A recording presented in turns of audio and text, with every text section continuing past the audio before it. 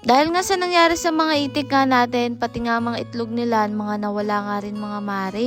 Umalis nga kami nila Randall, may pinuntahan nga tayo mga mare. Bale, kasama nga pala natin si Kulot sa si Agatha. Dahil mainit naman ang panahon, kaya nag-short na nga lang din ako mga mare, mas presko kasi sa pakiramdam. Nagpahatid na lang din kami sa kanto at sasakay na nga lang tayo ng jeep sa pupuntahan nga natin. Pagbaba nga ni Ran, tinatanong ko nga si Ran kung ano nga gagamitin naming cellphone. Ayun pala yung isa nga. Buti na nga lang pagbaba natin mga mare, may agad nga jeep dito. Ito naman, wala halos laman, kaya ito nakasakay nga din tayo agad. Ako mga mare, na nag-aaral ako, takot ako sumakay ng jeep, lalo na't nga't pagkulang nga yung sukli sa akin, hindi ako nagre-reklamo kasi nahihiya ako. Pero alam nyo ba mga mare, sa jeep na yan, napakaraming story ang nabuo. Sa nga to siya, hindi ko makakalimutan mga mare, at napatunayan kung mababait talaga ang mga tao. Siya, bago ko ipagpatuloy yun, eto't nakilala nga tayo nila ate, maraming salamat po, at eto nga nag-picture muna nga kami. Ito nga si kuya, nakipicture nga din dahil nga kilala nga daw tayo ng asawa niya, o diba napaka-supportive. Yung mga bata nga kami mga mare, sumakay kami ng jeep, tapos nga si Kulot nun ay tulog na tulog. Tapos umuulan nun mga mare at wala kaming kapayong-payong, tapos parang nakakaawa din kami nun. Ano ang payat ni mama nun, tapos buhat-buhat yung kapatid ko, ang bata ko pa din. Tapos iniisip namin nun wala kaming payong, mababasa nga kami at may sakit pa nun si Kulot. Tapos mga mare, merong estudyante katabi ni mama, nagulat kami, inabot sa kanya yung payong kahit ang lakas ng ulan nung bumaba nga siya. Isa ngayon sa hindi ko makakalimutan mga mare. Kahit nga may masamang tao, marami pa rin talaga ang mabubuting tao. Kaya mula nun hindi ko nga nakalimutan yun. Siguro successful na yung tao na yun dahil napakabuti niya. Meron pa mga mare, yung minsan nga may nakasabay kaming pamilya. Sobrang babait din mga mare. Alam niyo yung di naman kami nang hihingi nung nakasakay lang din ka talaga kami sa jeep. Tapos nagulat kami, binigyan kami mga mare parang biskuit. Minsan kasi talaga mga mare pag nahihirapan tayo, may ginagamit ang Diyos para tulungan nga tayo. Kaya kapag sumasakay ako ng jeep, hindi ko talaga nakakalimutan. Sa mga mare, ito talaga ang araw-araw na kaganapan nga mga mare dito. Umaga at hapon nga, lagi nga nagdadala ng tubig nga dun sa kabila para nga sa mga itik. Dahil nga wala lang tubig dun, kaya palagi nagdadala ng tatlo-tatlong drum. Kaya sa mga nagsasabing napapabayaan yung mga itik, hindi mga mare. Araw-araw meron silang tubig, meron silang pagkain. Hindi naman sila naiinitan dahil nga may bubong din naman nga mga mare, pinaglalagian nga nila. Siguro sadyang mainit lang din talaga mga mare, at may nabasa nga rin ako sa comment section, ganun nga daw din sa kanila. Pinagtataka naman ng iba kung sa init lang bakit sabay-sabay 17. Wala din kami nga mga maring alam. Kaya ang ginawa namin, pinatabunan pa nga namin mga mare ng husto etong kanilang bubong. Total, meron ditong dahon ng saging, kaya pinalagay na nga rin namin para mas malilim sila. Sabi ko na nga nabalitaan na wala silang napulot kahit isang itlog. Kaya nagtataka nga kami mga mare kung ano nga talagang nangyari nun. Kasi kung umurong lang, di sana kahit paano meron. Kahit isa o dalawa, pero ngayon nga mga mare, kahit isa wala daw silang nakuha. Baka nga naturo mga mare sa nangyari sa mga kasama nila kaya hindi sila ng itlog. Baka naman yung mga nawala ay nga mga mare ang malakas mga itlog. Nag-iitikan nga po dyan, may tendency ba na mangyari agad-agad yun, yung hindi na sila mangingitlog? Kasi nga mga mare, bago nangyari yun, nakakuha pa nga sila ng 42 na itlog. Tapos nung nangyari yun, kinabukasan wala na talaga mga mare. May alam nga dyan yung mga nag-iitikan na may mga ganun nga pangyayari. Kami naman ay hindi naman maalam sa ganun nga, at eto nga tinatabunan na nga rin nila yung swimming pool nila. Ay naku, may nakita pa ako mga mare ditong kalabasa. Ito, pwede natin tong kuhanan at